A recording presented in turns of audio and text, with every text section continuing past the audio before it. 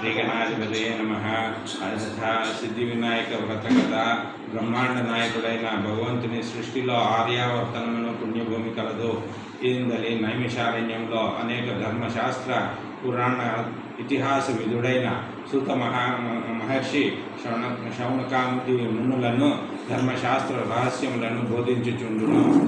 ఇట్లుండగా ఒకసారి చంద్రవంశ సంజాతుడైన ధర్మనందనుడు జ్ఞాతుల వలన రాజ్యం పోగొట్టుకొని సోదరులతో కూడి అడవుల పాలై సూత మహర్షిని సందర్శించి తన కష్టంలో తీరినట్టే వ్రతము ఏదైనా ఉపదేశించమని మహర్షిని కోరెను. అంతటా సూత మహర్షి, ధర్మజ, నీ సంకటంలో కోరికల్లో తీర్చినట్టే వ్రతం ఒకటి కలదు. దీనిని పూర్వము సదాశివుడు కుమారస్వామికి ఉపదేశించెను. దాని పేరే వినాయక వ్రతము. దీనిని భాద్రపద శుక్లపక్ష చతుర్థి నాడు ఆచరించవలేను. ఉదయమున స్నానం చేసి శుచిభూతుడైన నిత్యకృత్యములు ముగించి విఘ్నేశ్వర ప్రతిమను ప్రతిష్ఠించి గంధాక్షత పుష్ప దుర్వాంకురములతో పూజించి మోదకములను నైవేద్యంగా సమర్పించి కల్పోక్తంగా ముగించవలేను. ఈ వ్రతమును ఇట్లు ఆచరించిన వారికి సర్వ విఘ్నములు తొలగి ఇష్టార్థములు నెరవేరును. ధర్మనందన, ఈ వ్రతమును ఆచరించి దమయంతి నలుని పెండాడెను. శ్రీకృష్ణ పరమాత్ముడు కూడా ఈ వ్రతమును ఆచరించి శమంతకమణితో పాటు జాంబవతిని పొందగలిగినాడు. అందుచేత ధర్మజ, ఈ వ్రతాన్ని చేసి నీవు కూడా వాంఛితార్థములు రాజ్యమును పొందుమనెను. పూర్వము గజాన ఉత్పత్తి. వినాయకుని ఉత్పత్తి. పూర్వము గజరూపము గల రాక్షసుడు శివుని గూర్చి ఘోర తపమును చేసెను. పరమశివుడు సంతుష్టుడై వరమును కోరుకోమనగా గజాసురుడు, స్వామి, ఎల్లప్పుడూ నీవు నా ఉదరమునందే నివసింపవలనని కోరెను. భోలాశంకరుడు అందుకు అంగీకరించెను. ఈశ్వరుడు కనబడకపోగా పార్వతి దుఃఖితయ్యి గజాసురుని గర్భమున ఉన్నట్లు తెలుసుకుని విష్ణుమూర్తిని ఆశ్రయించి తన భర్తను ఎట్లయినా ఇప్పింపుమని కోరెను. అంత విష్ణుమూర్తి నందిని గంగిరెద్దును చేసి దేవతలు వెంటరాగా గజాసుని సమీపించి విచిత్రములైన గతులతో గంగిరెద్దును ఆడించెను. గజాసురుడు సంతోషపడి వరమును కోరుకోమనెను. అంతటా విష్ణుమూర్తి, ఈ గంగిరెద్దే నందీశ్వరుడు, శివదర్శనాన్ని కోరుతున్నాడు, శివుని మాకిచ్చి వేయమని కోరెను. గజాసురుడు ఆశ్చర్యపడి వచ్చిన వాణిని జగన్నాటక సూత్రధారి అయిన శ్రీహరిగా గుర్తించి తనకు మరణం తప్పదని తెలుసుకొని, మహేశ్వర, నా శిరమును త్రిలోక పూజ్యంగా చేసి నా చర్మమును నీవు ధరింపుమని కోరెను. అందులకు శివుడు ఆ వరమును ఇచ్చెను. నంది గజాసురుని చీల్చి శివదర్శనము చేసెను. ఈ విధముగా విష్ణుమూర్తి పార్వతి వాంఛితమును తీర్చి వైకుంఠమునకు ఏగెను. కైలాసమున పార్వతి తన భర్త రాకను విని సంతోషముంది అభ్యంగ స్నానము ఆచరించుచు నలుగు పిండితో ఒక బాలుని చేసి ప్రాణము పోసి సింహద్వారమున కాపు ఉంచెను. పరమశివుడు వచ్చి నందిని ఆరోహించి లోనికి పోబోవా బాలుడు అడ్డగింపగా శూలముంచే వాని శిరమును త్రుంచివేసెను. తర్వాత విషయం తెలుసుకుని పశ్చాత్తాపడుచు గజాసుర శరీరమును ఉంచి ప్రాణప్రతిష్ఠ చేసెను. వానికి విఘ్నాధిపత్యమును ఇచ్చి గజానన నామము ఇడి గణనాయకుని చేసెను. భాద్రపద శుద్ధ చవితి నాడు గజానునికి విఘ్నాధిపత్యము ఇచ్చినందున ఆనాడు అందరూ వివిధములైన అపూపములు ఆరగింపచేసి గజానుని పూజించిరి.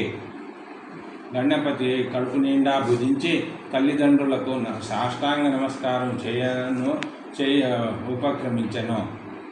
ఉదరము నేలకు ఆనుకొనగా కాళ్ళు పైకి లేచి చేతులందక శ్రమపడుతున్న గణపతిని చూచి శివుని శివరంపై ఉన్న చంద్రుడు వికటంగా నవ్వెను. అంతటా గణనాయకుడు ఈనాటి చంద్రుని చూచిన వారు నీలాప నిందలకు గురి అయ్యేదరని చంద్రుని శపించెను.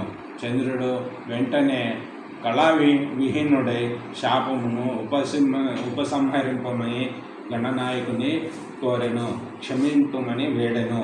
అంత విఘ్నేశ్వరుడు వినాయక వ్రతము చేసి శమంతక చరితము పఠించిన వారికి ఈ అపనిందలు తొలగునని చెప్పెను. శమంతకోపాఖ్యానము. ద్వాపర యుగంలో శ్రీకృష్ణ పరమాత్మతో నారదుడు ఒకనాడు మాట్లాడుతూ, అయ్యా ఇక సెలవిడు, ఈనాడు వినాయక చతుర్థి, చంద్రదర్శనము కాక మునిపే నిజాశ్రమమును చేరుకొనవలెనను అనెను. అనుమతినిస్తూ శ్రీకృష్ణుడు పూర్వవృత్తమును స్మరించి ఆనాటి రాత్రి చంద్రుని ఎవరు చూడరాదని ద్వారకలో చాటింపు వేసెను.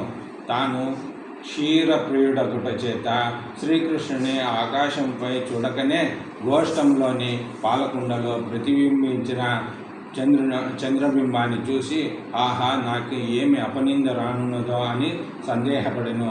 కొన్నాళ్లకు సూర్యవంశ సంజాతుడైన సత్రాజిత్తు సూర్యారాధన చేసి శమంతకమణిని సంపాదించి కృష్ణ దర్శనార్థమై ద్వారకు వచ్చెను.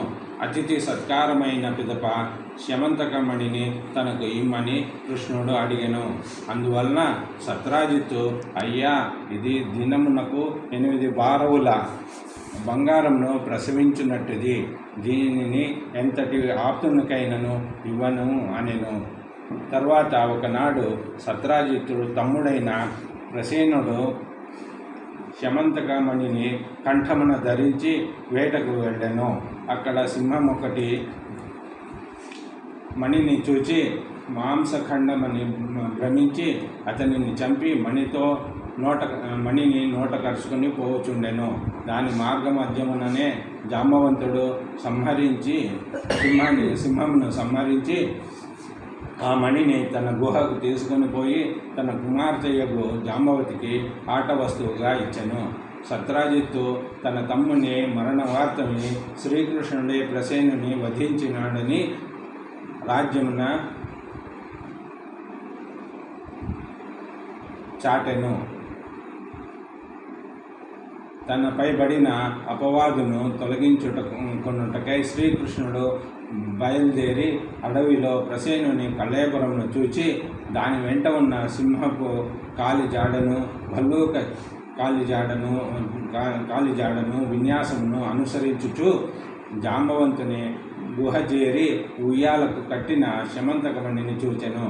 దానిని చేతపుచ్చుకొని వెళ్ళబోచుండగా జాంబవంతుడు కృష్ణునిపై పడి యుద్ధమునకు తలపడెను. క్రమముగా తన బలము సన్నగిల్లుటతో వచ్చినవాడు శ్రీరామ అవతారము అని గ్రహించి కాళ్ళపై పడి క్షమింపుమని వేడెను. జాంబవంతుడు మణితో పాటు జాంబవతిని కూడా శ్రీకృష్ణునికి ఇచ్చి జాంబవంతుడు మణితో పాటు జాంబవతిని కూడా శ్రీకృష్ణునికి ఇచ్చాను. కృష్ణుడు ద్వారకు చేరి జరిగినదంతా వివరించి మణిని సత్రాజిత్తుకు ఇచ్చెను. సత్రాజిత్తు అనవసరముగా కృష్ణునిపై అపనింద మోపినందున పశ్చాత్తాపడుచు తన కుమార్తె అయిన సత్యభామను కూడా శమంతకమణితో పాటు శ్రీకృష్ణునికి కానుకగా ఇచ్చెను. కృష్ణుడు సత్యను స్వీకరించి మణిని సత్రాజిత్తుకే ఇచ్చివేసి నీలాపనిందను పోగొట్టుకనెను.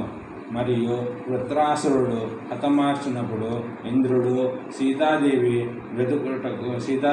వెతుకుటకు శ్రీరామచంద్రుడు అమృతోత్పాదము చేయనప్పుడు దేవాసురులు గంగను భూమికి తెచ్చినప్పుడు భగీరథుడు వ్యాధి నివృత్తి కొరకై సాంబుడు ఈ వినాయక వ్రతము చేసి విజయం పొందిరి.